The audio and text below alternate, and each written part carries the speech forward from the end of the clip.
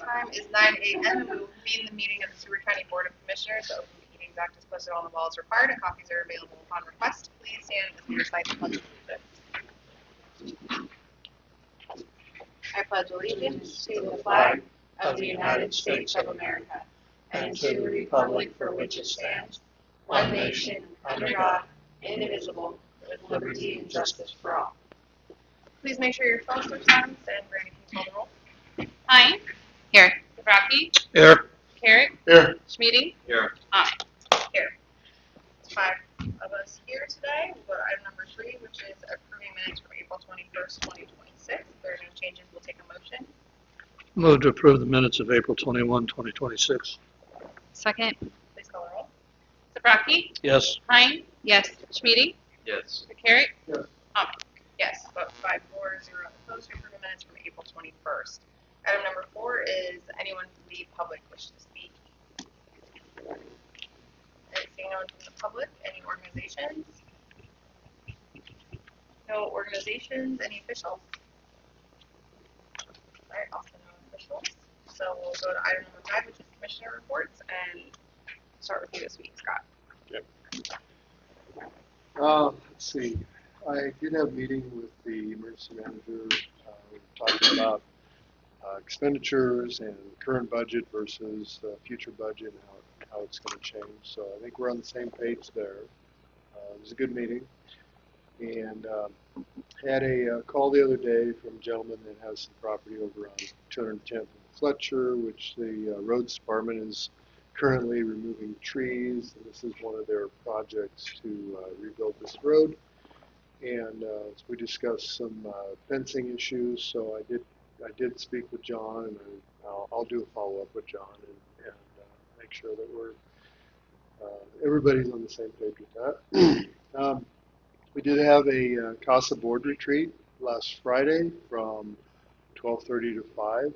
At first, I thought this was going to be a long meeting, but it was a really good, productive meeting. I was really happy. We talked about budgeting, we talked about procedures, we talked about everything concerning CASA, and it was in person. And prior to this, a lot of our meetings were Zoom, and I think that having the in-person meetings really draw out people's that they're not willing to say something in an in-person meeting as opposed to Zoom meeting.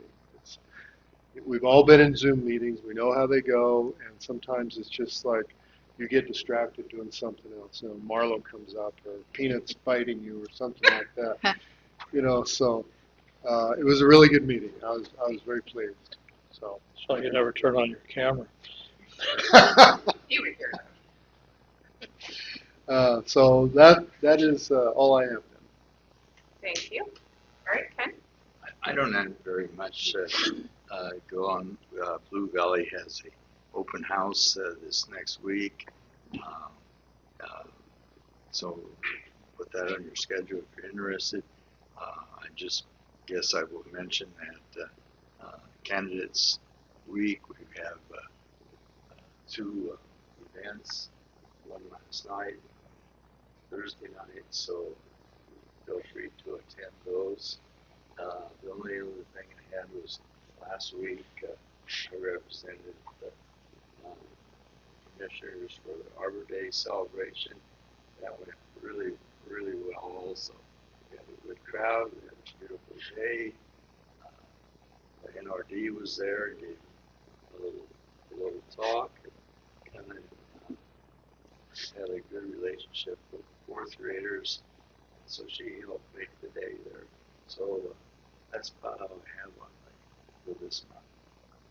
All right, thank you, Ken. We'll just take a brief pause before 9:05. Time items, we'll circle back to commissioner reports later.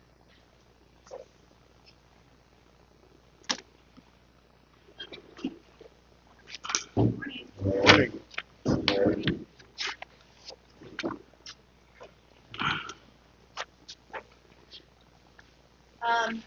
Oh, we're not quite there. That's okay. Thank you. I'll wait. No, you're fine. I thought you said 9:05. So we take a brief pause before 9:05.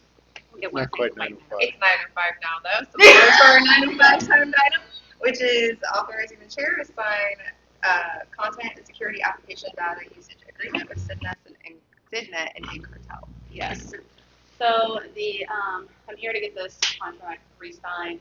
Essentially, the FCC has changed the rates on how much profit, or how much, they're reducing the cap of revenue for jails. So across the board, these contracts are being redone. So because of that, they have to make sure we continue to make profit. We have to have these rates changed, and that's asking those to be signed. Just confirming for read all of these. Okay, thank you. Any questions about this? Yes, I do. So this is a reduction in what the jail would pull in as far as with these video and audio. Yeah, the FCC has changed the rates, so we would be making less money. So they've adjusted the rates so we can continue to make profit. So What kind of percentage? it's all like data based. So I think it caps out like 15 cents or something like that. So it would be, So all if you were that. to say a reduction of 10% or 20%? Yeah, it's all data based. Okay. So Okay. I can't say for certain, but Incartel has had to do this across the board because of the FCC. So we have all that profit just goes to commissary fund. Right. So the commissary fund is used for obviously programming and hygiene, anything involving the inmates for recreational, so things like that. We don't pay anything directly to Incartel to have these tablets or anything. It's just profit for those. So if you had, It's not if you had like a something, monthly fee or anything like that. if you had the tablet damaged or anything like that, who pays for that? Yeah, so we have them sign a contract. We made sign a contract when they were assigned a tablet on, if they had money in their books, we could potentially take the money to pay the tablet, yeah. Any other questions? Good questions. That will take a motion. I would move to authorize the chair to sign the content and security application data usage agreement with Sidnet and Cartel. Second. Please call the roll. Carrick, Yes. Hine, Yes. Schmieding, Yes. Zabrowski, Yes. Almond. Yes, that's 5-4-0 opposed to signing the content and security application. All right, the next item is authorizing the chair to sign audio and video application services agreement with Sidnet and Incartel. Same. It's the same, yeah. Yeah. Okay. Any questions about this one? I'll take a motion. Move to authorize the chair to sign the audio and video application services agreement with Sidnet and Cartel. Second. Please call the roll. Carrick, Yes. Hine, Yes. Zabrowski, Yes. Schmieding, Yes. Almond. Yes, that's 5-4-0 opposed to signing the audio and video application services agreement. Next item is a request for a hiring bonus for the detention center corrections officer. So currently, we have 2 females out on leave. We've had another one who had their notice in and left to go to another county for a higher paying position. With that being 3 females down, could be it could be potentially quite a long time. So because of that, we're asking for a hiring bonus to get this job filled. We've had 1 applicant, actually as of yesterday, and so it's been posted for over 4 weeks. And so having 1 is good, but we really are looking to have more of a pool to choose from instead of just taking the only applicant that we have. I'm requesting tier 2 hiring bonus. That is a roughly $1.68 an hour more if you add it up to hourly. I think that would potentially help people put in applicants based off the starting pay and taking that into perspective and hoping we get more people apply. It is posted as female only because that's what we're looking for. Having 3 females down in a 24/7 facility is pretty crucial. So we need to get a female started as soon as possible. Thank you. Tiffany, just for the record, can you just remind us what policy says and what tier 2 is? The policy, first of all, HR has posted this position in 9 different places. So it has been posted over 9 different websites. But the implementation, if the department fails to receive qualified applications within 30 days of posting a position, the department head may request a hiring bonus. As far as tiers go, all hiring bonuses start at tier 1. If the vacant position remains unfilled for 6 months, the department head may request approval from the board of commissioners to proceed to tier 2. Now, I know in the past, tier 1 has been skipped, and the board has approved a higher tier. In the policy somewhere, isn't there a note that that is something that we can do?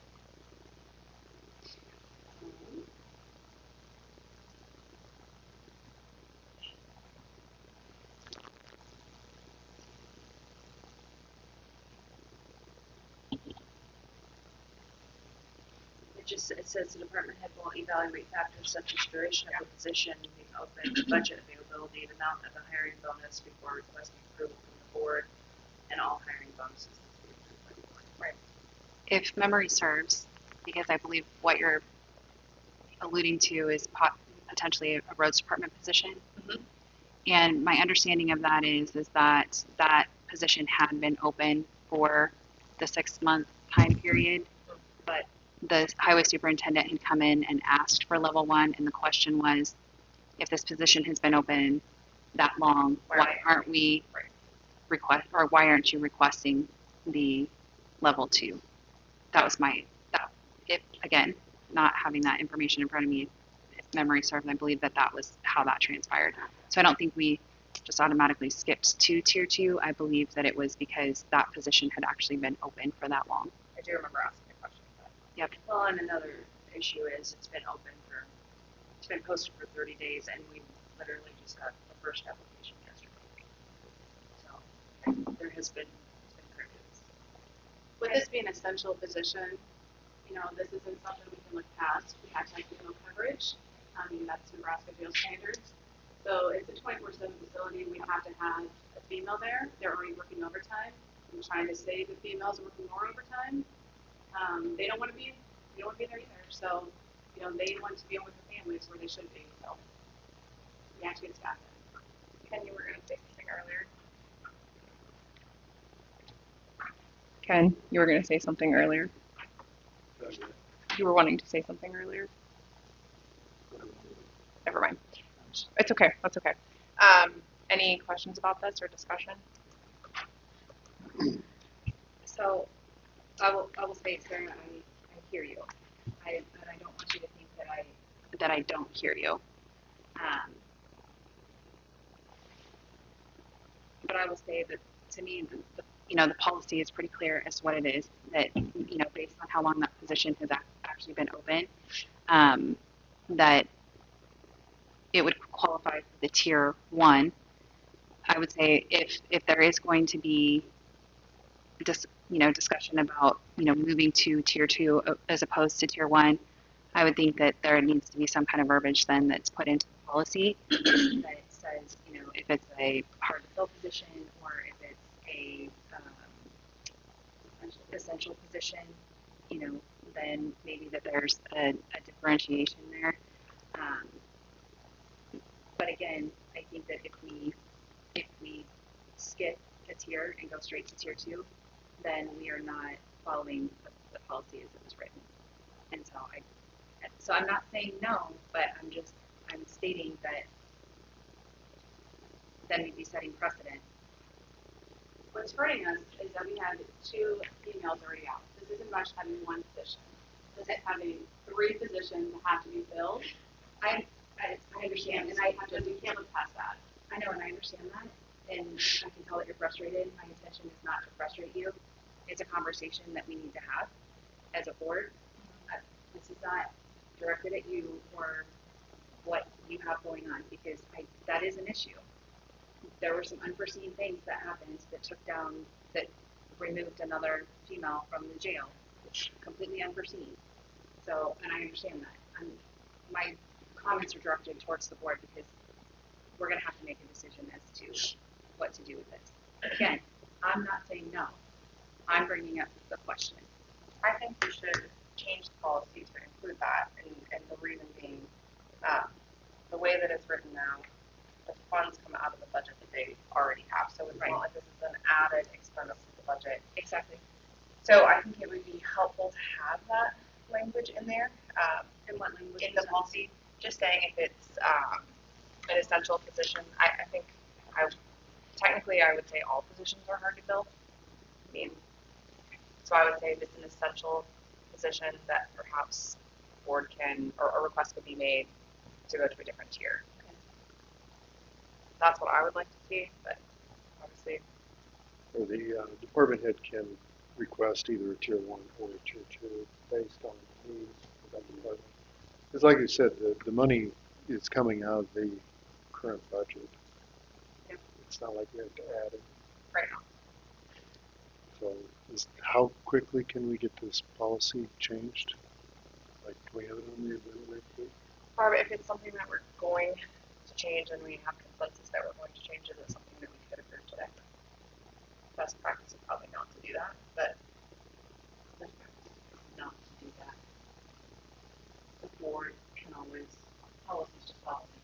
The board can always go against policy or get it on the agenda next week. if you were, if that was to be changed, is that something you could help or review before next week? Okay. Everybody okay with that? Just waiting until next week? Have to come back next week. So 2 things, policy change and the request for the tier 2. Okay?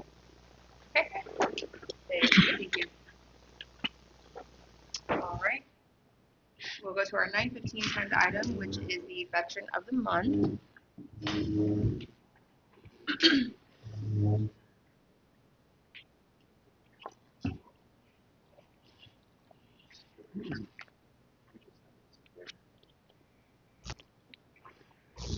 Good morning, everyone. Morning. Our veteran of the month is from the Beaver Crossing Legion. His name is Mr. Larry Bechtel. I'm probably pronouncing that wrong. I'm sorry, but close enough. Yep. Okay. I'm interested to hear. I don't know him that well. I'm interested to hear his story, so we'll just let him share, and then we'll just go from there. Good morning, welcome. Yes, good morning. Thank you for attending. Thank you for your service. Glad to do it. I'm going to tell you what happened, and then you'll just go from there. I joined in February of 1962. I was about to be drafted, and so I decided I'd rather use my head than my feet. So I enlisted, and I went in for the Army because I could go a 3-year tour instead of a 2-year for draft. I went in from Fort Omaha and took basic training in Fort Ord, California. And after completion, I was shipped to Fort Bliss, Texas for missile training. I was in the Hawk Air Defense Missile Systems. And typical of military, the morning I graduated from Hawk Missile School, that afternoon, I checked into a Nike Hercules outfit. That's where I was sent to be an instructor, and I knew nothing about the system. So I was OJT, and they didn't have room for me. So therefore, I was transferred to the maintenance system because I had electronic background. And I did the radar missile systems on the Hawk or on the Hercules system until my job became critical.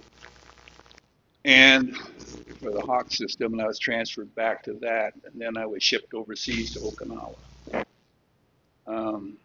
In Okinawa, I arrived and I had 2 choices. I had a choice of going to a missile system at the north end of the island on top of a godforsaken mountain, or they needed the battalion clerk in the worst way. So I took the battalion clerk job, and I never typed in my life, but I learned to type extremely fast, and I got the job. So I stayed at battalion for several months until they needed a clerk out at the missile site. And so I went out there, and I did that up until about 6 months before I got out of the service. I got promoted to sergeant. And literally for the last 6 months of a 3-year career, I actually did my job. I got out in February of '65 because of the Vietnam War. I was extended. I was supposed to get an early out, and when I flew from Okinawa to San Francisco, and when I landed, then we went to the military base at Oakland, California. And the sergeant in front of everybody told us we had 3 days to get out, and therefore there was nothing we could do about it. Just take on 3 days to get out. And anybody had a question, so I raised my hand because my orders said I had to be out the next day. And needless to say, I got thoroughly chewed out because I had a question. And then the next morning I had a Jeep and a driver, and I was out in 1 day, because they didn't have any choice. They couldn't extend me. So that's basically what it was. It was very educational. I'm glad I did it. The 3 years, I definitely was better than 2 using my feet. I'd rather use my head. That's roughly it. So are you originally from the Beaver Crossing area? Originally, I'm from Grant, Nebraska. Well, North Platte is where I was in, my registration for draft was. And so they always thought I should have gotten a draft deferment because I was working on Titan missiles up in Colorado on building them. But it didn't go that way. So you would either get drafted or volunteer. Right. And then what brought you to Beaver Crossing? How did you make your way there? I got to Beaver Crossing because, well, after I got out of the service, I came to Lincoln to get my degree at university as a resident. And then in the process, I ended up falling in love with a lady who was from Beaver Crossing. And we got married, and then got fed up with Lincoln and the farm out here at Beaver Crossing. We built a home onto it and moved out here, and we got the heck out of Lincoln. And then did you become involved with the post right away, or how did you become involved there? I involved with the post only because I was military and it was kind of a camaraderie. But I actually never participated because I was deeply involved and still am in Boy Scouts. And in fact, next year, I will complete 65 years in Boy Scouts. Oh. And that's when I retire from Boy Scouts. You saved that. So I gave my time and effort that direction, and the post kind of name only, but then I'm slowing down in scouting, so I maybe started to pick up a little again here. Keep yourself involved in the community. Again, thank you so much for sharing your story and for your service. I'm going to ask the board if they have any questions or anything to say. I don't have any questions, but I do want to thank you for your service in the military. But I say this each month that a veteran comes in, and it makes me so proud of the people that are in our community, because you come back from serving your country and you come back and you serve the community. And I just love that. And to be involved with Boy Scouts for 5 years, I mean, that's really a testament to your commitment to the young men in your community.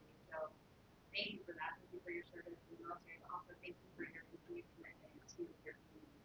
Well, I'm a strong believer in the youth, and I was blessed with 3 sons, so needless to say, they kept me involved too. And but no, I was glad to do it. And we have to give back. The community, everything is dying. Numbers are decreasing in all organizations because people are not getting involved, and they've got to get off their butt and start standing up. But that's up to them to make that decision. I'm a plain-spoken person, so I don't know how else to say it. Senator, thank you very much for your military service, solution, community service. Former scout. I couldn't swim. I was 200 short of the eagle. That was the end of it.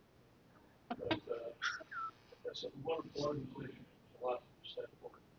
My father-in-law was involved in the Air Stewart for many, many years back in the 60s and 70s. So thank you for your service to that organization as well as to the country. It's something I believe in very strongly on. So Ken? Oh, my turn. Well, congratulations. I know your reputation. I congratulate you on all your efforts, especially the Boy Scout thing. That's a great service to young people, and I'm sure a lot of young people appreciate what you've done for them, Matt, but we appreciate your service. thank you. In the service, but to me, the Boy Scout deal is very impressive. Thank you. I just want to say thank you for your service. I never served, so it's an honor to have veterans come in here every month and tell their story. I really enjoy that. It seems like I missed out on some things when I was a younger man. But it's funny you said what brought you back to Beaver Crossing. It's always a woman, isn't it? What was this time? It's always a woman. Yeah. Well, it was a woman and fed up with Lincoln. Yeah, yeah. No, I get that. I get that. I worked there for many, many years, so I understand that. But thank you again for your involvement with the Boy Scouts and the military and your community, because you're absolutely right. People are not stepping up. They're not getting involved. And I don't know how to light a fire under folks to get them involved, because it just seems like there's so many distractions in this world. That I think is a problem. I think when I was raising our three sons, there was a limited involvement. Yep. And today there is just too much involvement. I mean, too many opportunities that they can go any direction they want. And put it this way, if you have your time divided between 5, that's so much, but between 15, that's another portion, and you don't have the time to give. Yep. Or if you do, it's so little that it doesn't have any effect. True. But I don't know how you change that. That's society. Well, again, thank you so much. We are excited to honor you as our Veteran of the Month, and we do have a plaque, and we'd love to take your photo if you'd be willing.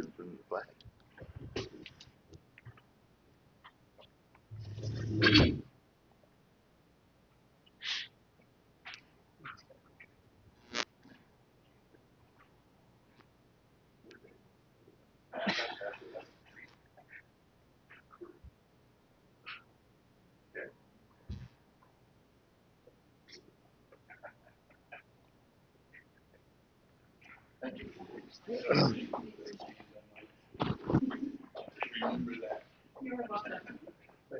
Thank you so much for Thank you. Congratulations. You're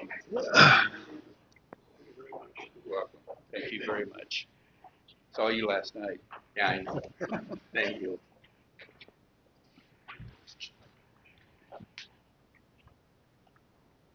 All right. We will go back to our untimed items number 5, which is commissioner reports. And I think I am up. Brady and I have been working on our ARPA report and kind of just reconciling all of the items that are out there. We connected with Reagan and Barb about Utica's allocation and the fact that they still have some dollars that they can spend on a project that they're still working on. So I'm sure that we'll be hearing from them. Did some work for SDCDP as part of the executive committee. Just so everyone knows, we did reopen the position for the executive director. So that has been reopened at this time. Spoke with Senator Stoer's aide and then Senator Hughes about the protest hearings process. They are going to attend our protest hearings. I mentioned that in Board of Equalization. And then we'll talk to them about some ideas we have with valuation after that.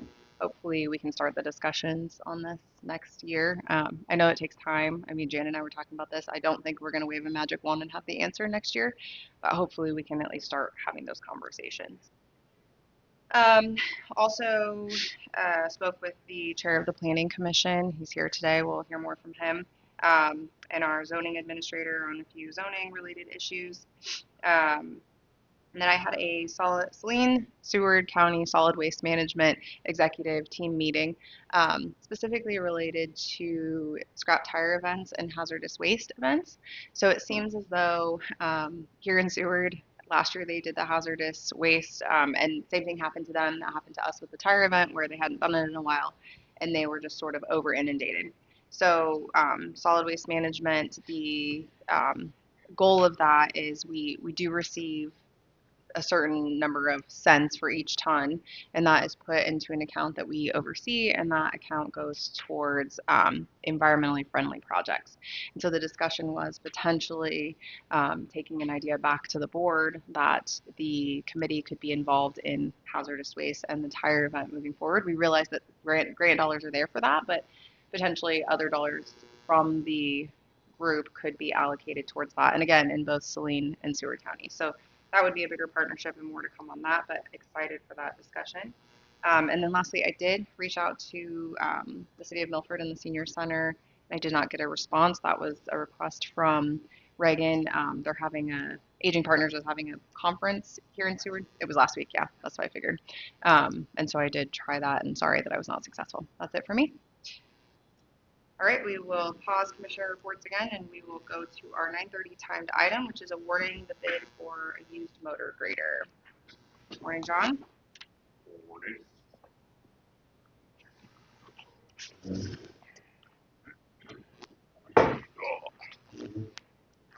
Well, we would like to award it to our one and only bidder, CAT, for the $138,000. Okay. Any discussion about this item? What it's being used for specifically? Our new crew? Yep. Okay. We're slowly getting applications. I mean, we've got interviews set up for next week. Okay. So how many applications? For this crew, we've got 2. And we need 4 individuals, right? Okay. Okay. Any other discussions on that? Yeah, this motor grader that we're getting from Caterpillar, that is a step up of what we have now in size, correct? Yes. So this would be a good way of seeing if that particular size motor grader works well for the county, and maybe in the future that would be something we'd look at also. Or has it just happened that this was Well, the yeah, bigger- it just happened that this one Okay. was getting traded in, Right. that it is the one size bigger. But I think with our road construction crew, with it getting in the ditches and Mhm. actually moving a lot more dirt than what just the over the road graders are doing, Right. it's going to serve that purpose a lot better. Okay. John, how many hours did this have on it? Remind me. Just a little over 2,000. And some of when we're kind of seeing them cycle out, it's like 23 to 25,000 that we've had in the past. Yeah, Okay. and that's with the older H's that have Yeah. been rebuilt. Right. Where with the new machines, if you go to rebuild them, you might as well buy new. Right. Because you're looking at about 300,000 just to rebuild one of the new ones. Yeah.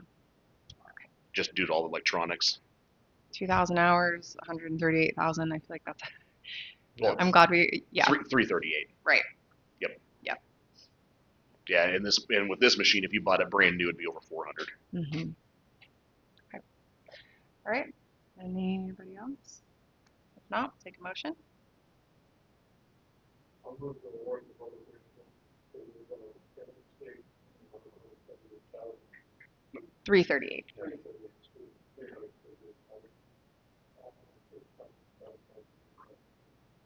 Yep. We have a second. Second. That has never happened. You just picked because they all said at the same time. All right, we're going with Ken. Okay. You can call roll. Zabraki, Yes. Schmiedy, Yes. McCarrick, Yes. Hein, Ame. Yes, that's 5-4, 0 opposed to awarding the bid for the used motor grader to NMC. Thank you. Thank you.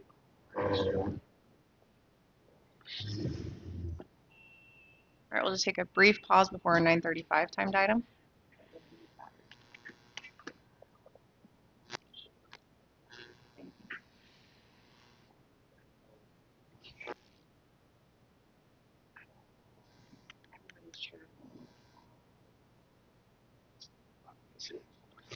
That's a problem. Oh, it's okay. Don't worry. All right, the time is 9:35, and we'll go to our next timed item, which is Planning Commission meeting procedures and training.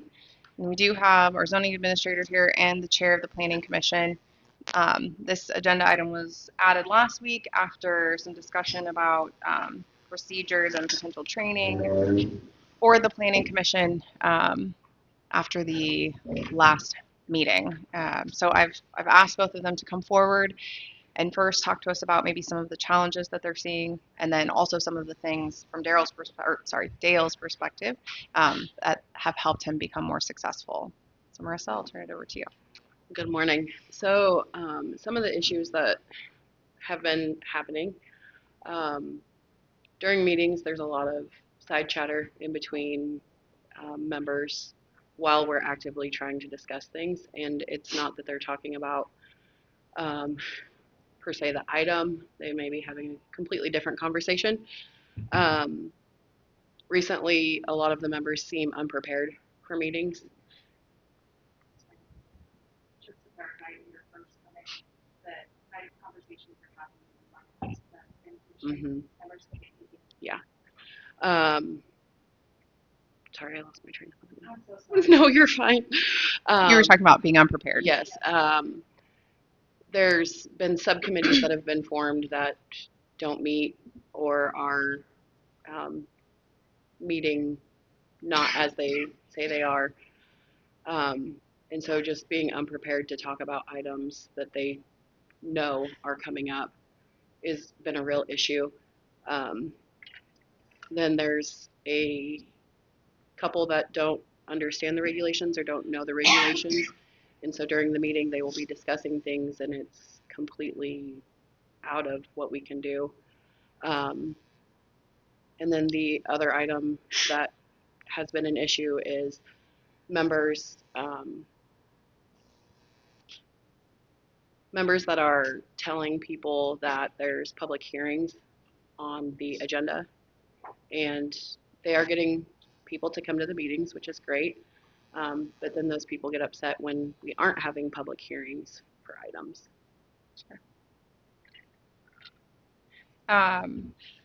One of the things that I have noticed, and I've noticed for some time, and I do think it's better. I want to clarify. I think there's been some improvement. Is there seems to be a lot of discussion regarding things that are not on the agenda or like tangents that are taken. And I realize that as meetings are happening and discussions are happening, other ideas happen. But it would be probably in everyone's best interest to just put those back on the agenda for the following month. That seems to be an ongoing issue. Yeah. Scott, you're also there. So I have one other item. Making motions seems to be difficult. I would agree. At times I've asked, what are we making a motion on? Because it just kind of rambles, to say the least. We have had a new chairman who I think is doing a great job in keeping some of this at bay, but it's still happening. And I don't want to place all the blame on just the chairman not keeping him under control. I think you do a great job. Thank you, Dale. Scott, did you want to add anything? Yeah. Being on that planning board and being a chair, it is difficult. We have meetings every week, so we're more polished, I should say. But I believe the amount of prep work that the members do or don't do really makes a difference as to how the meeting runs. I don't know what the answer is to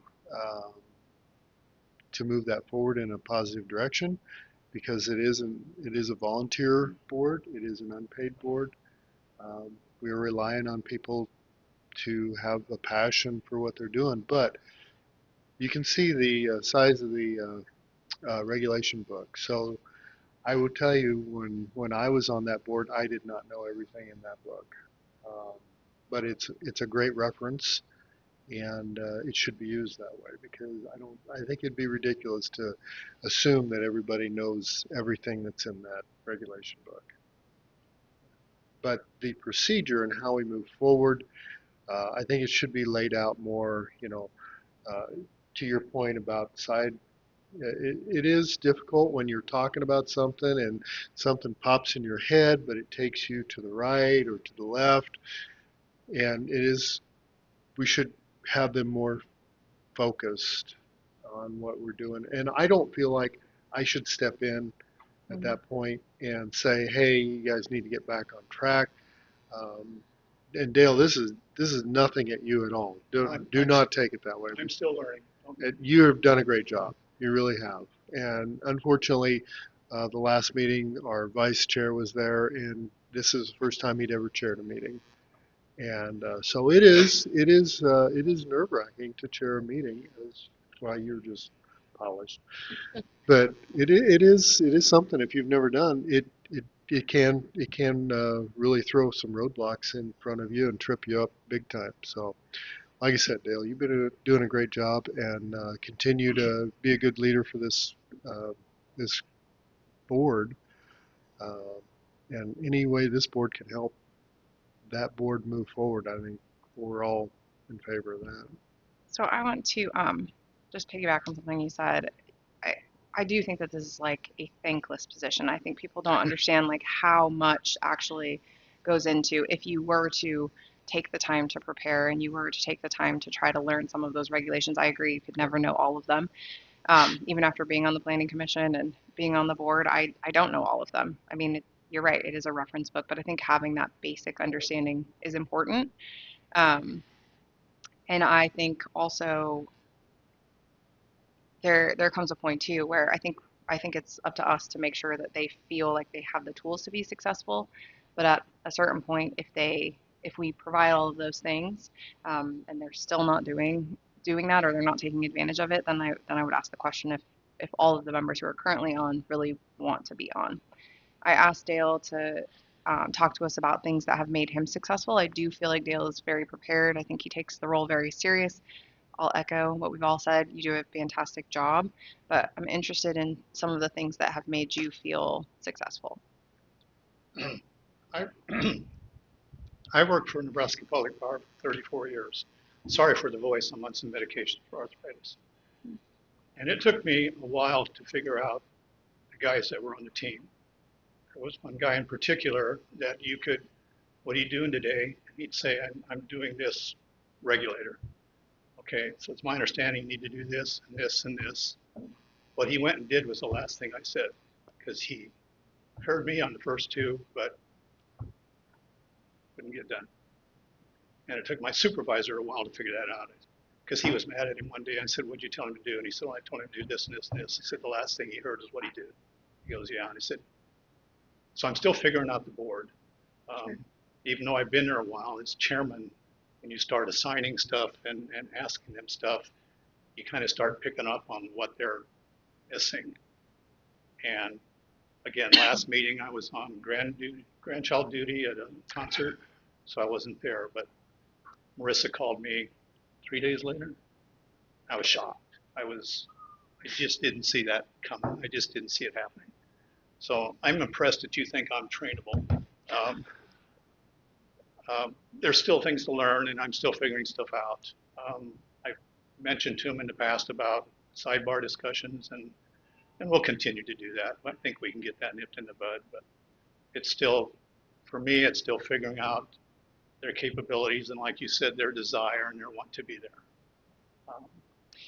Dale, I don't remember how many months ago this was, when Wendy came in and she did do a training before a meeting, and I thought that meeting was great. I thought everybody did a great job, and it sounded like everybody learned quite a bit. I picked up several items. I'm just not sure what they retained. Okay. Do you think that more training along that lines would be helpful? I do, but I guess that'd be one way to find out who wants to be there. Okay. I knew this this last meeting that there was several discussion points before the regular zoning meeting at 7. I called everybody. I'm not going to be there. Will you be there? Everybody said yes. And then I find out that nobody showed up. So that still has me puzzled. I was there. I I did feel disappointed that nobody from the planning commission was at the open house to answer those questions. I tried my best just based on the information I knew from attending the meetings and being on the planning commission myself. But yeah, it was disappointing. I will have to back that up. When I called them and talked to them, it was my gut feeling that it was going to be like a week before. So if that's what they were planning on and waiting to see the messages and it didn't happen, so they just assumed 7 and didn't look on the I see. and didn't look and see what was scheduled, I don't know. Okay. So I did send out several emails. Okay. I sent out the flyer. I sent out information Okay. prior to so that everybody was aware of. that just makes me more shocked. So I'm still learning and I apologize. So after the meeting, Scott and I had talked about the planning commission meeting. Scott and I had talked about, if just training would be helpful. I know it's a lot to ask of the county attorney's office to come in and do that regularly. Ideally, that would be great. But I did reach out to Marvin Planning, who we've been working with on a lot of things. I asked Keith if this is something that they could offer. Like, if it's coming in 1 hour before the meeting, for so many months, if that is something that they could do. And I mean, I got a response right away. Yes, that is absolutely something that they could do. Of course, again, going back to ideally, it would be something that could come from the county attorney's office. What are your thoughts? We could certainly present things from our perspective, like the legal side of it, as far as Martin might be the one to do Procedural. more specific Yeah. with regulation. Sure, we can, if there's a Or list of, mix? if there's a list of topics that Good idea. you think would be helpful to have training on, just let us know, and between Wendy and I will Okay. work out a time. That might be something to do. I also think that having one meeting a month, like I stated before, doesn't get you proficient at this meeting stuff. Is there, I mean, I'm going through the bylaws and the board meets all the bylaws. There's nothing in there that, other than attendance that would be some subject to go, you can't be here. But I guess after seeing what happened the last meeting and meetings that I've been part of ever since I've been involved in planning and zoning, would it be beneficial for us to, and I know it's every month of the year is busy, but instead of just having a 1 hour before, we just have like a board retreat every quarter or something like that, to where Marvin Planning and the attorneys come in, and it's a question and answer session with the board, and it goes over how does the board. That's what we did at the which I thought was really good at the CASA meeting. We went over how should the board operate, and it was very beneficial. Because some people had never served on boards before, so that was very beneficial. They had a lot of questions, and I think the planning board would have a lot of questions as well as to, well, what do we do here? What do we do here? It just seems like once a month just doesn't cut it. We would maybe find out who wants to be there. That was going to be my next point. I don't disagree. I think for me, I'd be interested to know what would work best for them. Yeah. To get the most participation, because if we have a retreat and 3 people show up, that's not beneficial. The only reason I suggested the hour before is because they're already coming and we're already asking them to do that. But I like that idea. I just am wondering if it's something that they would participate in, and maybe that's something that you ask them. But speaking of the bylaws, I think that there should be some changes to the bylaws, and obviously while we're talking about training, we should be talking about 663, which is very important. The discussion that was had over ag regulations last time, there was no mention of it. A lot of this, there was a couple members who were prepared and had ideas and wanted to come to the table to discuss, which I was really grateful for, but they they had no idea what 663 entails, or the fact that maybe some of the things that they were suggesting were not allowable. And then 663 also talks about the education requirement, which I think should be put into the bylaws. So we already have to do the education per term, but I think amping that up per year would be beneficial. Now, of course, there's going to be a cost associated with this because Marvin Planning is not going to do this for free. Right. But perhaps between the attorney's office and Marvin Planning, we can kind of explore the cost. I think it'd be money well spent. Yep. And to Mark's point, if there are legal questions, that are posed, that would be appropriate for the attorney's office to respond to. If it is regulation related, then that would be more of Marvin from, we're getting ready to come up on the budget cycle. We think it would be beneficial to have some conversation as to what is going to be required out of 663, so that some thought can be formed around what that education is going to look like and what potentially we would need from Marvin just to meet that one stack in and of itself. But bringing in some of the other topics that we think the planning commission really necessary for them to better understand what their role is and also the decisions that they're making. Then, to me, it makes sense, timing makes sense in May, but it form in July after we start talking. I think that we might look nice to do some of the monetary amounts forward. Agree. Another thing, and Dale, this again, I'm not accusing or pointing a finger. You are 4 months into this. It is going back to something that you brought up, the not knowing how to make a motion. It's not knowing when to make a motion. It's also deferring to Scott or myself a lot too, which is not, that's not why we're there. We're there to be a liaison for the board. Happy to answer questions regarding, where we're at with this or that. But sometimes it feels as though they forget you're a recommending body. So it's the planning commission's role to make a recommendation to the board. We don't want to tell them what recommendation to make. Right. And sometimes it feels that way. And so just a little, as you are thinking about meetings moving forward, and there are times where I tell Marissa, like, hey, can we add this to the agenda to discuss? And that is not what I'm talking about. It's more procedural when they stare at us like deer in the headlights a little bit. That isn't why we're there. So.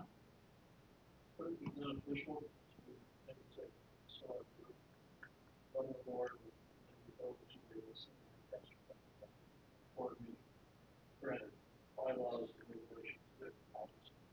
But nuts and bolts, I think that's work. I think that's part of what I'm hearing. Nuts and bolts. Yeah. Maybe it might be beneficial. See how somebody else makes the sausage. Yeah, I don't know. That might work. Whoever goes to bring the information back to the entire board. I don't think you need to take the whole board on it. I don't think you could get the whole. Yeah, I was gonna say I don't think you'd get them all there. If you took 2 or 3 of them, one for reserves and other things, you can maybe take a look at what the city does. Again, it just comes back to the audience information. What works for you and what doesn't. Have you served for the planning commission meeting when you're in the board? I don't know. I would wonder though if like That's a good, that's. because that could be, if somebody can't make it, let's say for instance, they have 4 planning commission members who are able to actually go and watch what the others are on it. If they are recorded and that's another opportunity to just sit and watch on their own time, right? Because I'm bored to watch somebody else's meeting, but it does allow you to see how you are supposed to actually make the motion at the roll call, so on and so forth. So that may be beneficial. They don't record. I think also, I mean, something we talked about last week is the new planning guide, the Nebraska Planning Handbook by MPZA. That's out. I do think MPZA and NACO are both going to start offering some potential planning commission training, but I don't know when that will happen, and I think our challenge is now. So Yeah, today. I think if you, Dale, wouldn't mind asking them how they would feel most successful if it's a quarterly thing or an hour before, what would get them to actually attend? I think that would be helpful to figure out. And then we can follow up with Keith. We've already asked him what something like that might cost, and we could bring that back to the board. Previously, when I've gone to conferences, I don't remember which one it was, but I've met people that are on county boards that are attending those trainings. Is that something that we could, if somebody We have in the past, I'll be honest, I think every year until maybe last year, that was something that was brought forward to the Planning Commission, where it's like, do you want to go to this conference? Would you like to go to this conference? I've been to the MPZA conferences. Nobody ever takes anyone up on that. So if it's, maybe that could be a question as well, is would they actually be interested in attending / would they attend? And that way we could budget for that again, because we have in the past. Yeah, I just did a quick YouTube search. Planning and zoning meetings up the wazoo. I'm sure. Oh, they are. Okay, there you go. Okay, so if you wouldn't mind just following up on those items and then getting with Marissa, and then we can find a path forward. Yep. And Gladly. seriously, thank you for all you're doing. You are doing a great job, I'm still learning, so. but I appreciate you. Absolutely. Bet. Sure. Thanks, Dale. Okay, we will go to our 9:50 timed item, which is resolution 3929. And that is a short form plat for Bluff Hill Estate in the north half, northeast quarter of section 19, township 11 north, range 1 east of the 6 p.m. So Troy Luby has requested a short form plat. The current owners are Travis and I'm not sure. I was gonna butcher her name. Schmeeding and Michael and Latana Iberger. The intention of this application is to separate 5 acres from the existing 78.79 acres. The short form plat meets the requirements of Seward County. It is not in water conservation. It does not have floodplain concerns. Taxes are paid in full as of March 30th, 2026. Planning Commission recommended approval of this plat with a vote of 6-4-0 against, 3 absent, not voting. We want to talk a little bit about the parcel being within the Yes. ETJ, but then the thing that, or the piece that's being separated is outside of the ETJ. Yes. So this short form plat does get very close to the ETJ. It's hard with our mapping to see if it actually touches. So it is out. This specific short form plat is outside of the ETJ. The Village of Utica is aware of this, and they voted, or they discussed it, and said that they were okay with the county moving forward on it. Thank you. Any other questions about this? If not, we'll take a motion. Move to approve resolution 3929, short form plat for Bluff Hill Estate. Half, the north 1/2, northeast 1/4, section 19. Township 11, north, range 1 east of the 6 p.m. Please call the roll. Zabraki, Yes. Hine, McCarrick, Yes. Schmeeding, Yes. Ame. Yes, that's 5-4-0 opposed to approving resolution 3929.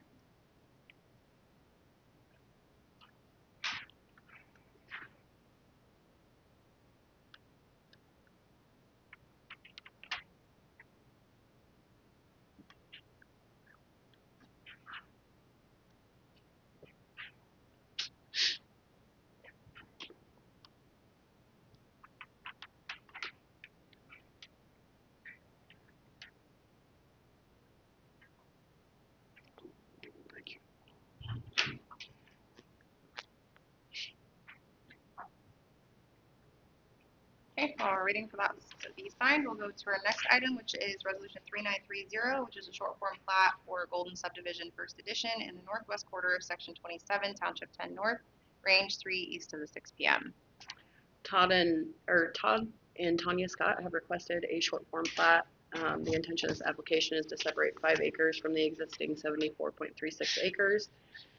The short form meets the requirements of Seward County. The parcel is not in water conservation, does not have floodplain concerns, and taxes are paid in full as of March 3rd, 2026. Planning Commission recommended approval of this plat with a vote of 6-4-0 against, 3 absent, not voting. Marissa, it looks like they're just separating the house from the rest of the. Yeah. Thank you. Any discussion on this one? Questions? Okay. Take a motion. Resolution 3930, short form plat for Golden Subdivision First Edition in the northwest quarter of Section 27, Township 10 North, Range 3. Good. Thank you. Please call the roll. Hein. Yes. McCarrick. Yes. Schmeeding. Yes. Zabraki. Yes. Amen.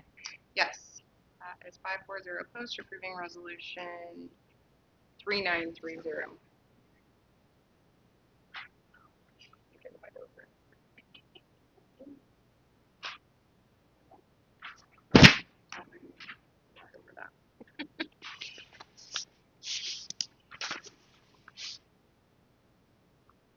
We're gonna switch.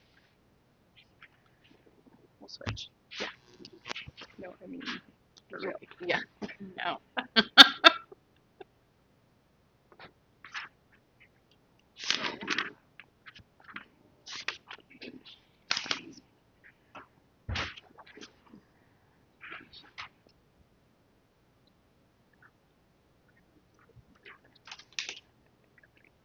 All right.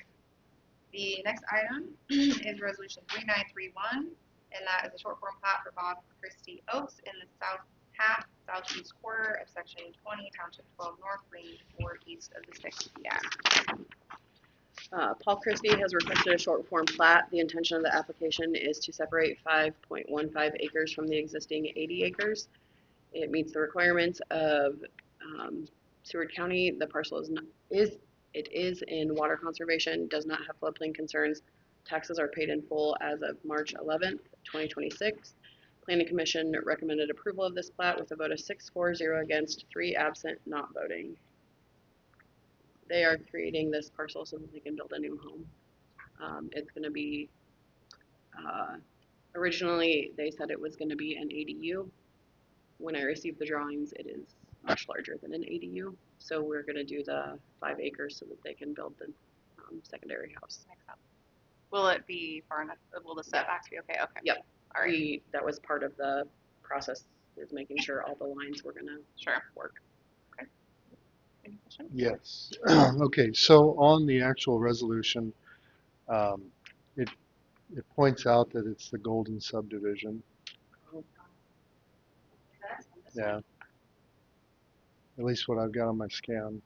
And it also says, the vote was 8-4-0 against, 1 abstained, and 0 not I will voting. fix that. Just to be clear, we have to redo this one anyways because so we'll make those changes. So we're Okay. not gonna be able to sign Okay. it until after, but yes, you're correct, the Golden Subdivision. Okay, I will fix that. Brandy, do you want me to send that to you or send it to Tracy? You want to send it to Tracy and have her bring it up? Yep. Okay. And did you see the formatting, the weird formatting on this? I don't know why it did that because I copied them so that they stay in the same format every time. All right. I will see what happened there. Okay. So we're gonna make the correction and then we're gonna bring it back, but I think we can still move forward if everybody's okay with that. Are you not okay with that, or No, would you? I'm okay with that. Okay. Just so the changes are made. Got it. All right. So then we'll take a motion for 3931.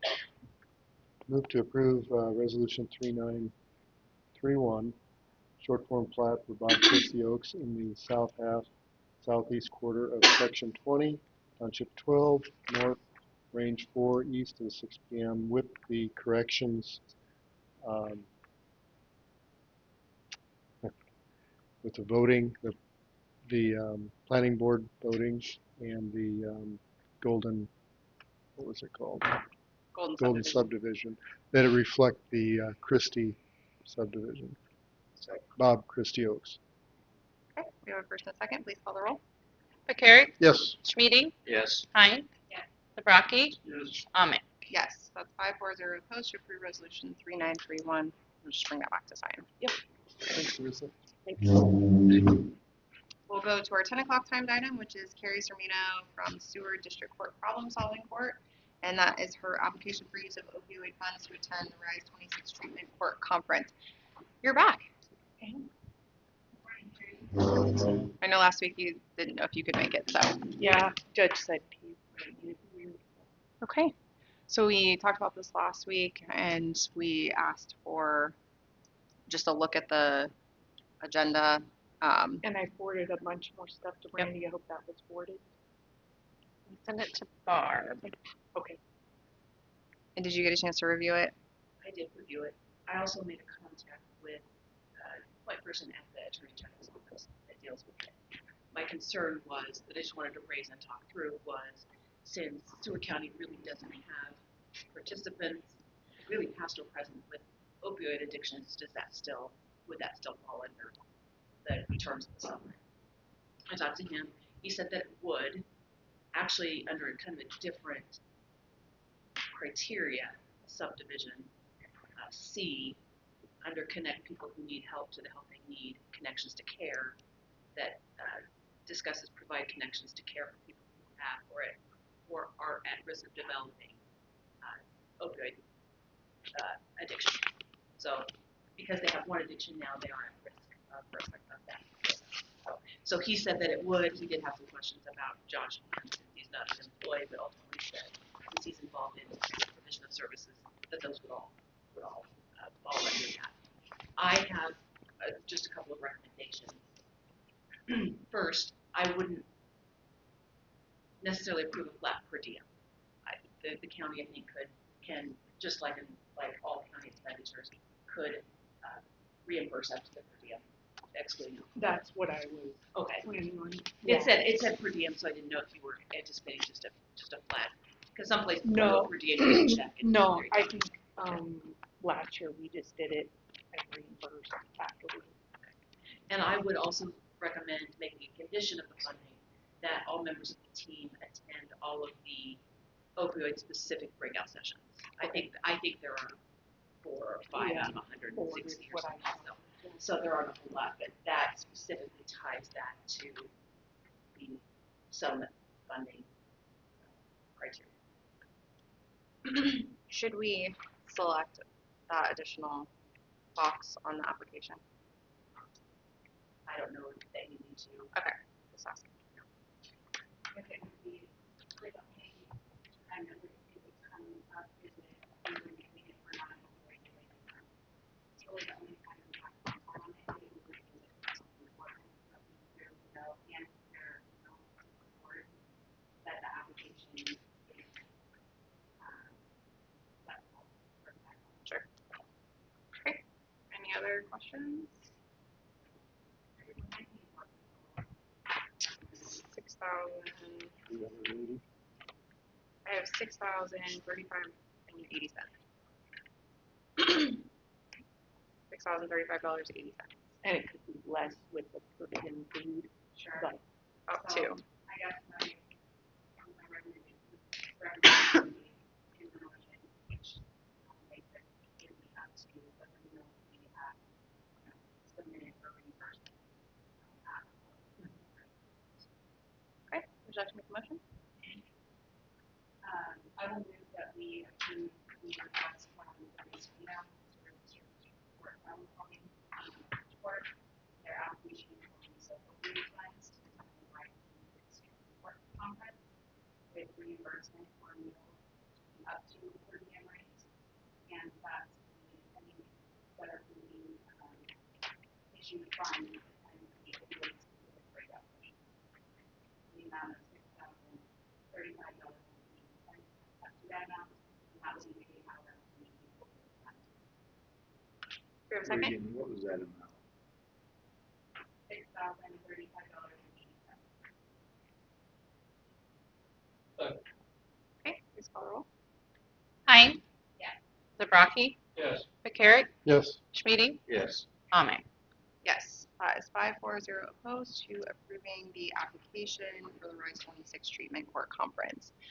Thank you, Carrie. Okay, thanks. All right, we'll take a quick 5-minute recess before our next timed item.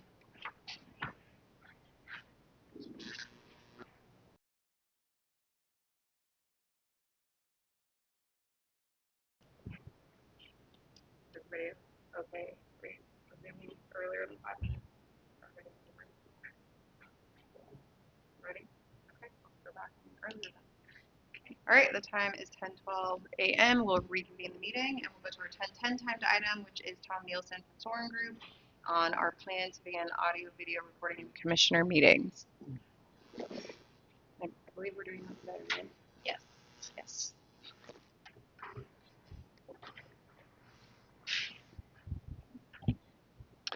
Hello again. As a recap, on the clerk's computer, there's a piece of software that's called OBS, and it's linked into the two cameras, the camera right above Misty, the camera that's above me. And on her laptop displays the two views, one view of this way, one view of this way. There's also a single connection on that laptop that records all the audio coming out of all these microphones at all times. Each one of the positions up there have two mics. If you're not sitting close to this mic, or if you choose to sit back in your chair, there is a portable mic as well. If you do use the portable mics, keep them up next to your neck so people can hear you. If they're down low by your waist, on your hip, people cannot hear you. So when these meetings are recorded, the better quality for sound means the better quality that will be given to the folks listening to this meeting at a later date. That laptop is configured to record the meetings in whole. That means that once that laptop starts, they don't have to break for closed session. There is a button on her laptop that will go into closed session, and it will cut audio from the mics and cut videos. On the screen from a remote viewer, what they'll see is closed session. On both the open session and the closed session, there's a timestamp running at the top, date and current time. So if you go from open session to closed session, that clock never stops.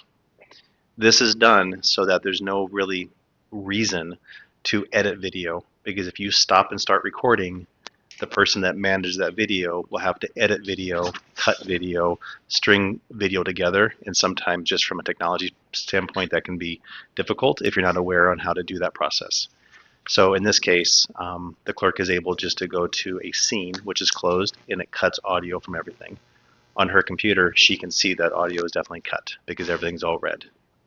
When you go back into open session, it takes roughly about a second or two for the video to start. However, the audio goes immediately. So when you go back into open session, just give it a pause, wait for the video to come up, and start your thing again. When she's all done, the video is saved into one file on the hard drive on her computer, and she has the ability to upload that to, at this point, I believe, YouTube. When that video is uploaded, it's considered private, and she has to make that public, and she can do that by time, or she can do it live. So if she uploads a video on a Tuesday at 5 p.m., she can make it go public at, say, 12 p.m. the next day, if that's the date, or she can log in at 12 p.m. and make it public at that time. As of right now, and this may change, as of right now, YouTube is set for the comments to be on, and they're not moderated. This means anybody that is subscribed to the channel and it's not anonymous, they have to have a valid account and be logged into YouTube to subscribe or to comment, and that's just a setting on YouTube. That's nothing that is being chosen. If you choose to turn off comments, you definitely can. That's up to you if you want to do that. But how I was instructed is that that would be the medium where the videos are at. And then if you so desire, there can be a link on the commissioner's page on the website for location of the video where they could go see it. And if you choose to post it on another social media app someplace else, you can definitely put a link out there. But that will be the place of choice of just putting the videos. I know there's another meeting right before this meeting, so in that case, the clerk would stop that meeting, upload that meeting, title it accordingly, and then when this meeting starts, stop this meeting and then upload that meeting accordingly, since there's two very different meetings in there. If you ever choose to go live, you could. The technology is there, but I know that it can be cumbersome because if there's ever internet issues, outages, stuff like that, the feed will break. The courthouse does not have redundant internet like the other facilities, so there is a potential there. In other agencies that have gone live, they've experienced that every so often. So sometimes the most fail-safe way is just to record it. Everything is local. You're not dealing with bandwidth issues, latency, because the county does have services that run out of this building for voice and data. Things can be used at all times, and it's just best probably to record it locally for that best quality. But the deal with the best quality is when you're on mic, make sure the mic's up here or speak directly into this mic, and you should be good to go. So all options are there. Right now, it will be set up. It's not done at this moment, but by next meeting, probably by the end of the week, it will be. But if there's things being shared, if there's a laptop up here, or if somebody wants to share their screen, it will also share on the video that's showing too. So that way it's TVs, video, everybody sees everything. Right now there's a cable that we have to get hooked up to make sure that the clerk's computer can see that. And what we don't want to do is have it wirelessly transmitted. We want it hardwired. That way there's no disruption in time and waiting for something to sync up and see things. So that laptop is only available to the clerk. The clerk is the only one that can at this point upload, download videos. And if the clerk needs to get help with that, she'll have to find the means necessary, or else we can help as well with that. But right now it's just on that laptop and that laptop only. Thank you, Tom. Any questions? Thanks for helping us sort that out. Yeah. Question. So you're talking about comments on YouTube. Advantage, disadvantage to leaving that on or off? Because they can't interact with the board. So is it more just for sidebar discussion between YouTube subscribers? I mean, I'm trying to find that. There's a happy medium. I have always looked at YouTube comments like Google reviews. I think people can comment, leave a review if they shall choose. I think it's up to others who choose to interact with those comments. So I know other agencies that go live, their comments are live. They can comment, but I think it's just a place for people to express comments and sometimes ask questions. But sometimes you do get a lot of feedback.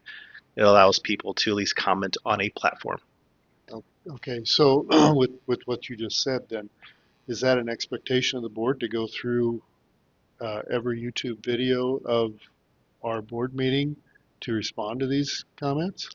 That would be your call. You can moderate those comments, meaning that you can turn them off publicly, and then you can moderate them and release them one by one, which is never really a great thing to do, or just leave them on at all times. If the board chooses to respond, you can respond, but Okay. no one's pushing anybody to respond. But I'm just going to interject here. Since we're government, we can't really moderate comments. I think so. Yeah. So we have to just leave them. If they're on, we have to leave them on. We can't delete comments or anything like that. So that's something to consider in making that decision. No. No. Yeah. The nice thing about YouTube is that by default, it's going to transcribe these messages and have subtitles in there. So when you do speak, if someone has the volume on low, and maybe they're sitting on the couch or whatever, they can actually read what's going on as well. So there's some technology that's built into there as well. You're also going to get analytical data as well. You're going to get a lot more analytics to see who viewing it, when, from age, gender, where they're viewing it from, if it's outside the county. So you're going to get some feedback from YouTube that is not necessarily always there with Facebook, at least at that level. So comments are directly up to you. If you should choose to turn those off, you can. You can keep those on. But I showed Brandy yesterday where that's at in the settings, but those can be active and deactive on the fly. You're also able to link to the transcription of this in the minutes if you shall choose. You can put links up in the minutes, transcribe. But at this point in time, it's just made to upload that video and let it ride. So I don't have a feeling one way or another, but is there a recommendation on the comments? What would your recommendation be? It's just up to the board. Just know that you can't, no matter what. Of course, you're not going to filter that. You can't remove them. YouTube can remove them if they violate their community standards. Sure. Yeah. If YouTube has them, we see it. but, it can be flagged. but they can, but. It's either all on or all off, but that's completely up to them. The channel is programmed right now for not for kids. So if it's cartoons, stuff like that, there's some really strict guidelines they have in there for language and things being spoken about. But it's just labeled in such a way it's more normal content, I guess, if you would, not cartoons.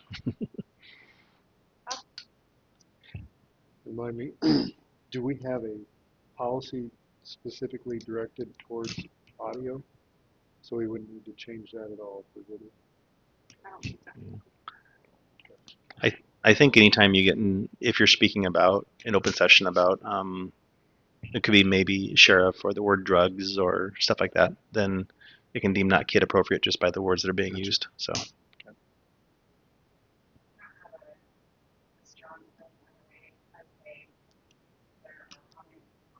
They don't think that, I mean, I will say to myself, like, I'm not going to go in, I'm not going to respond to stuff on people put on YouTube. And I think that if people have specific questions related to that, you can put it on there. You know, these contacts, Georgia County Commissioner, questions related to content. Yeah. That's, I think that's an unrealistic expectation, but I don't think it's necessary to turn off on it. People have the right to be able to share their opinion. I, for myself, you know, don't want to, you know, people want to engage, figure out something, I'm happy to do that, but you know, I'm not going to, I personally do not share all the content. I just don't want to see us get drug into the weeds. And that's why I kind of don't play a lot on Facebook, just because I've seen some of that stuff, and I just don't want that to happen here. I want this to be, if we're going to do this, I want it to be productive for not only the board, but the taxpayers of this county, and not just be, you know, and what you had mentioned, the expectation, I don't want to see people think that they can leave a comment and that the individual board or board as a group is going to respond. Because I don't, that's not fair to us, it's not fair to them. I think to Tom's point, we could put some sort of disclaimer on there that says that we're not going to do that. And to your point, I mean, I think you can choose to interact or not interact. That's up to you as an individual. Same thing with Facebook. You can choose to interact or not interact. And I think it would be the same thing. But I think just a disclaimer that we aren't monitoring them, or we aren't necessarily going to reply. And then if they do have questions, to contact us directly would be probably helpful.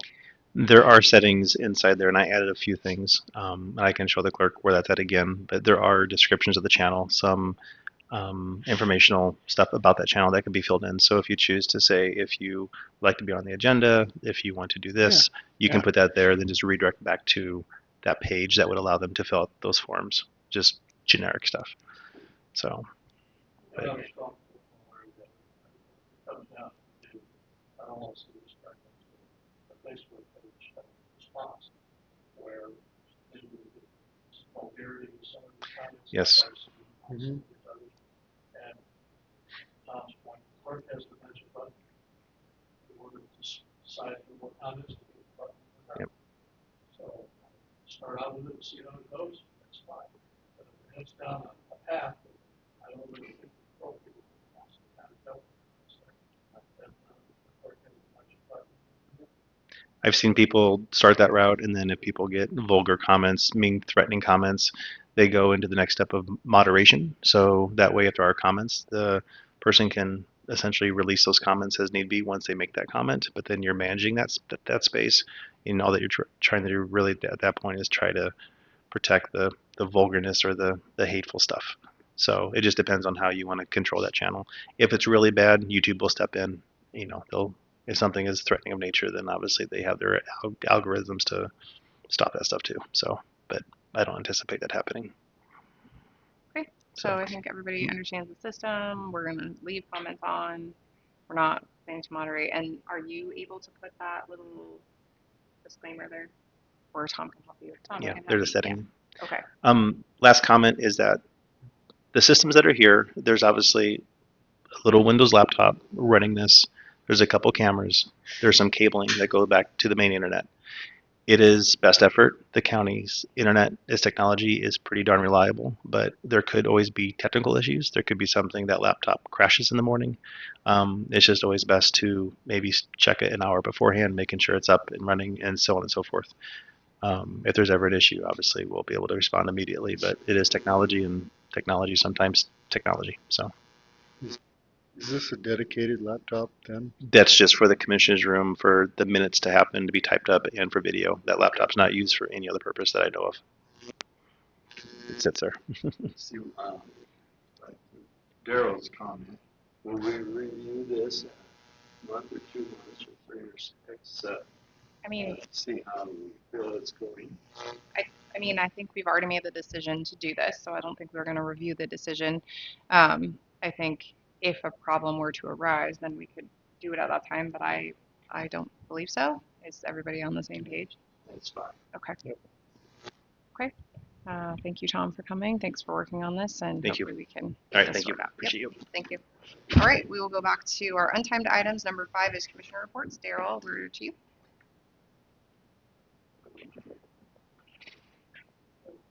Started off with the safety committee meeting right after our board meeting.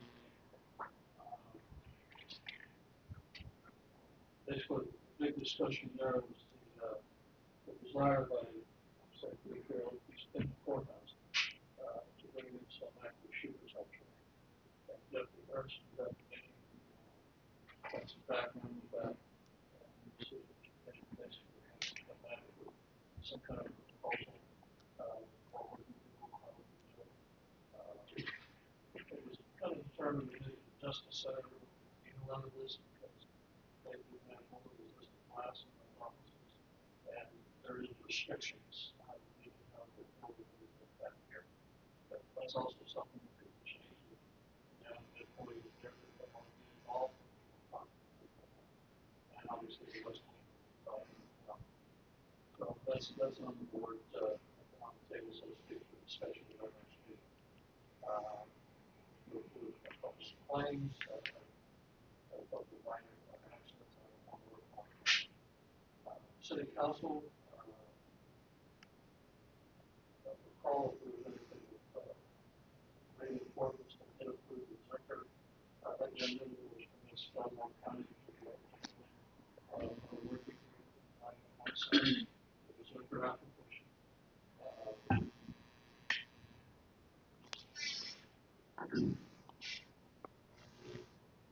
There was a request for that coal iron for a $5,000 donation to the Stewart Foundation.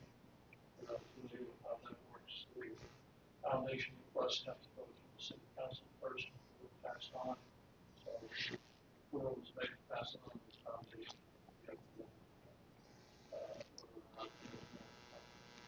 so I sent executive board meeting. We had a couple of odds and ends that went off into loans that we made. One of them is very good position, one not so much. We've learned that one is my hair time.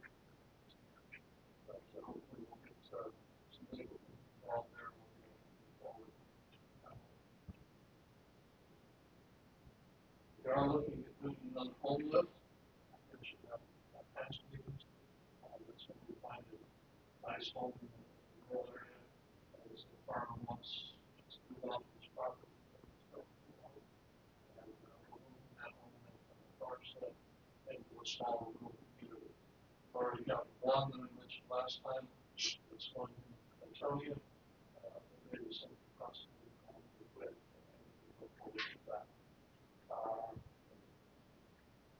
Let's see, I did anything from the vote. One vote is meeting last night. Enlightening in a lot of respects. I have started writing one evaluation.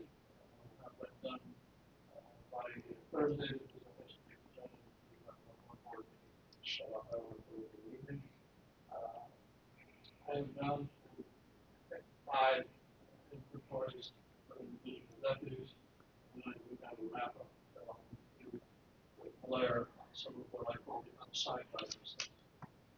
They purchased and placed in storage, could be used as replacement items or whatever. So, I'm not gonna tell you when I will have all of that done, but I am moving forward with it, and it is, been an enlightening process on some level as well. So, Thank you, Daryl. Reagan? Last week I attended the Aging Advisory Board meeting, which was held in Utica. So what the board is trying to do is meet with different senior centers also within Stewart County. So the last meeting was held the Stewart Senior Center is going to be held in Utica over the next week, probably in Melbourne. That works out for their director. After that meeting, we discussed committees and the various boards and charters kind of for different committees. So the intent is that the committees will do a lot of the work related to the goals that were set forth by the board, and we'll come back to report on that at the board meeting.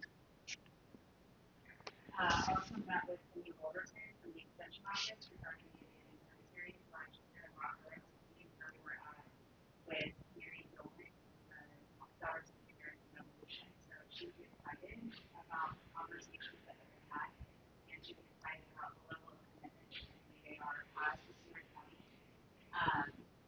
So throughout our discussions, we talked about They have to be open. some stuff.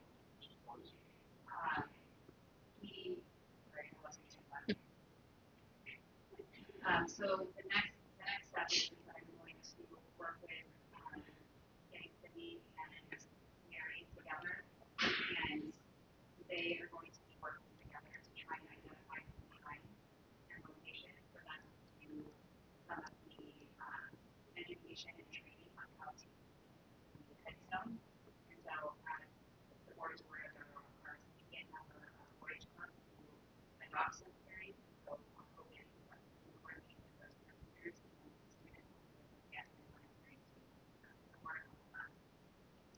I also worked on the social media pages for the juvenile comprehensive plan group. We were supposed to have a meeting, and I worked on the agenda for that. We were supposed to have a meeting yesterday afternoon, but several people were either emailing me that they were sick or they were no longer able to attend. And the next step, we're working on content, social media pages, and mission and vision pages. It's really important for those key individuals to be a part of that conversation. So we have kind of moving forward as what that's going to look like. I'm in the process of scheduling it. That's going to happen the third Monday. And I know that I am seeing information related to the comprehensive plan. It's just my hope was that I would be able to share more information with Heidi after the next year.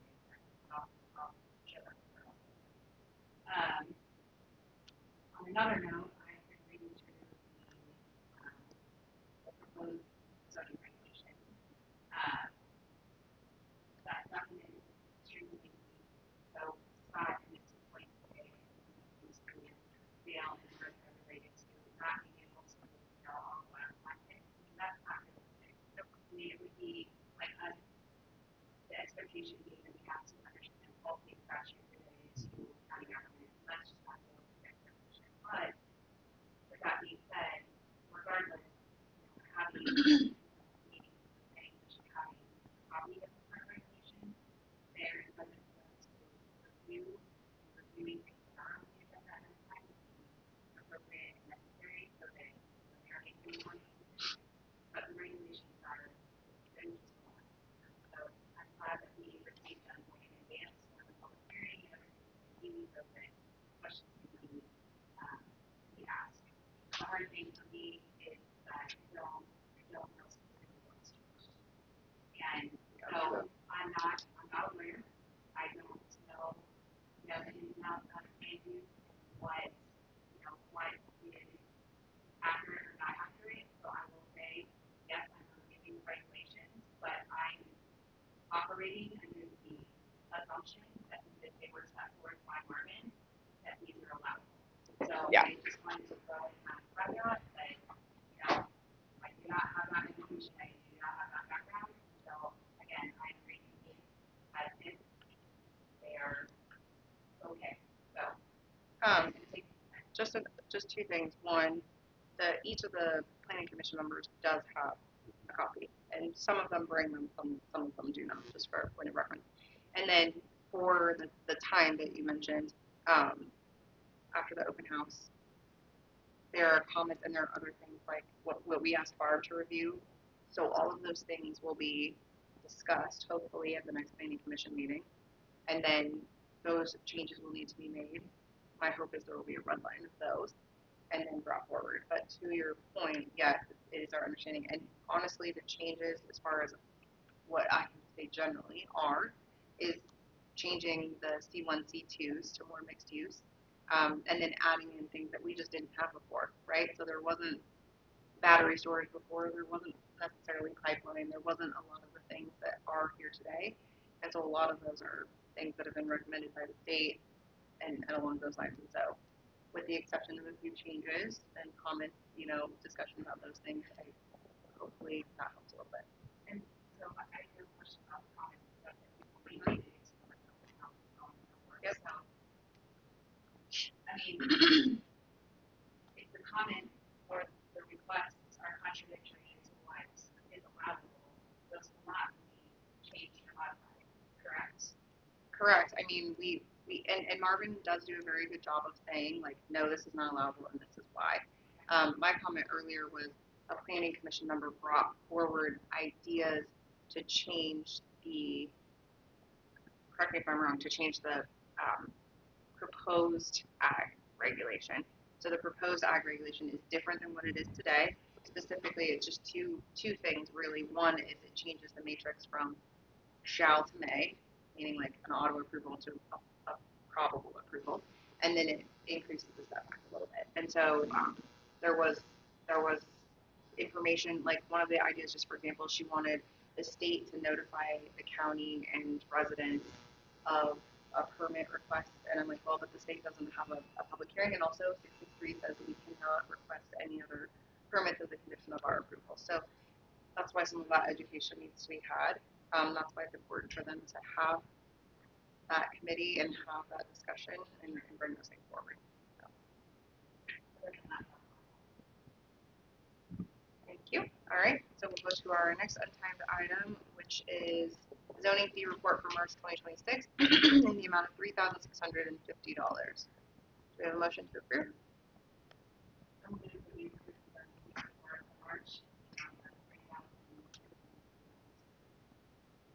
So, Please call the roll. Hein. Yes. McCarrick. yes. Schmeeding. Yes. Zabraki. Ahmed. Yes. That is 5-4-0 opposed to approving the zoning fee report. Item number 7 is a discussion on photographs to be displayed at the Justice Center. I'm not sure if it's over to writing. Yeah.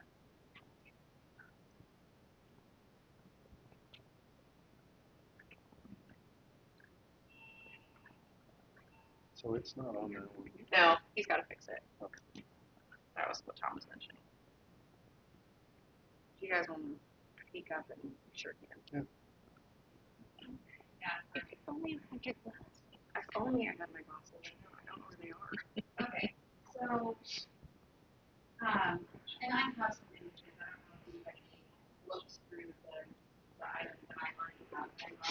These were all pictures that I have that are from Roger Richards and their photographs that I purchased from him from my home. But in thinking about displaying images of the Justice Center,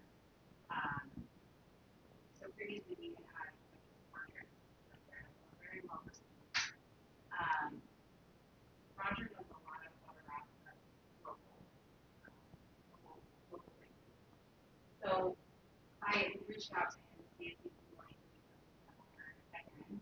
And because this is the 250th anniversary for our country, I just asked Roger, hey, would you be willing to send me some images related to patriotism and so on and so forth. So these are some of the images that he sent me. So I was just going to kind of flip through what was displayed there previously was 3 different images. He would like to see things again to take sides if we have them. He will donate them, and he's also willing to continue to change out images as often as like. My specific question was, would you be willing to Yeah. And he's responsible. So it does mean choosing one community, like, and then going back. So here is one. There's more. That one's really Yeah, there's one. Sorry, and this is they're- not working. They're all related to part of each oh, I like that too. And so, and some of these are. Love that. How do you choose? Well, stuff, you know, there are. Oh, I like that one. that one is definitely.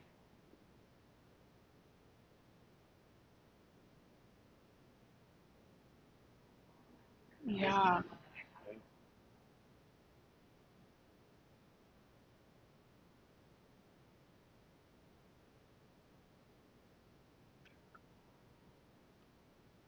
I'm supposed to choose 3. I know.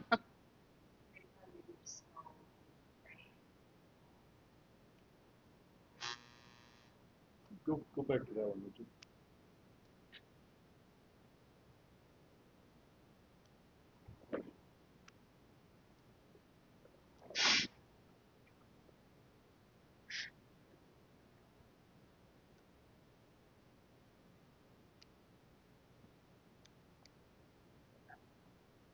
I like the ones that are more rural themed. Obviously, we cover the entire county, but maybe we could. And I love all the ones with flags, and with it being the anniversary. There was another one. There was another shot of the cemetery, and then there was one that was like closer up of the elevator. Yeah, and that one that you thought, that next one. That one. I think is really neat. Do you guys know the one I'm talking about with the elevator, the street? There was the first image where it was further out than the second one. I thought. Yeah. Oh, I forgot. Dang it. I like that.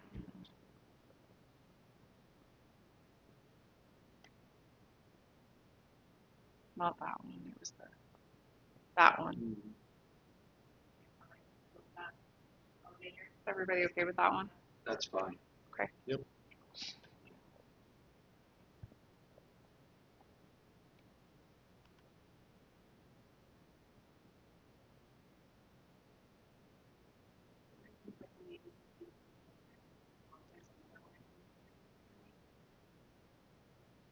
That one's so neat. Yeah, I like that one too.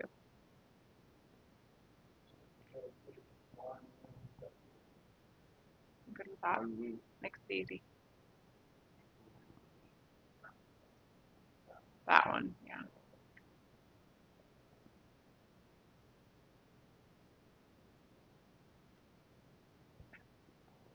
We just put a note for January of 27 to reach out to Roger, just to visit with where we're at. We want to keep moving on change now. Yeah. Thank you, Reagan, for taking this on and Make a note. I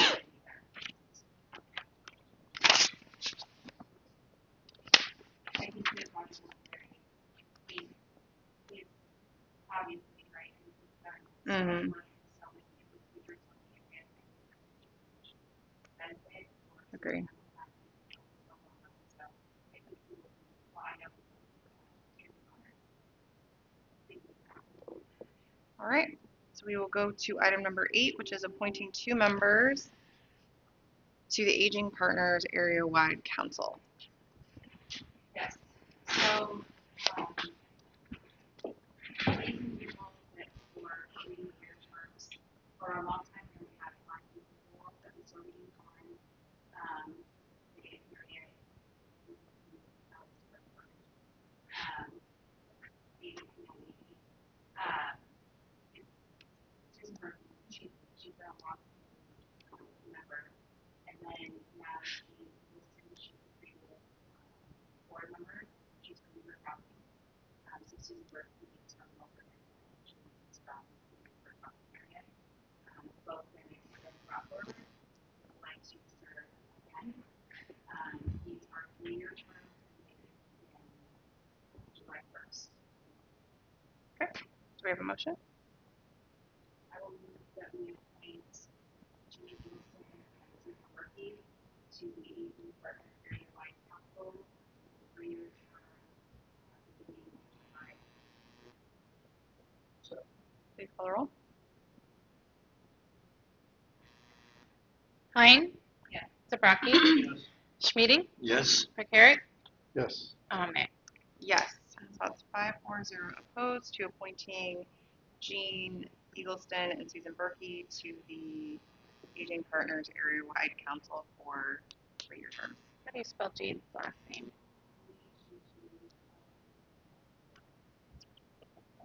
Hey. All right, our next item is our agenda for May 5th, 2026.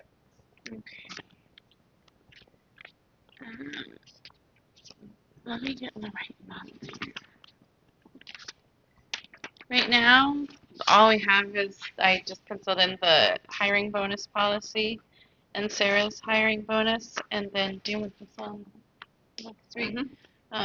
Department head evaluations timeline. Let's see. That is all I have so far, unless there's anything else you want me to add. Anybody? Okay. If there's nothing else, then we'll take a motion to adjourn. There's a board of commissioners meeting at 28 and 26. Please call the roll. Zabraki, Yes. Hein, Yes. McCarrick, Yes. Schmieding, Yes. Amick. Yes, that is 5-4-0 opposed to adjourn the meeting. Good job, everybody. Great job.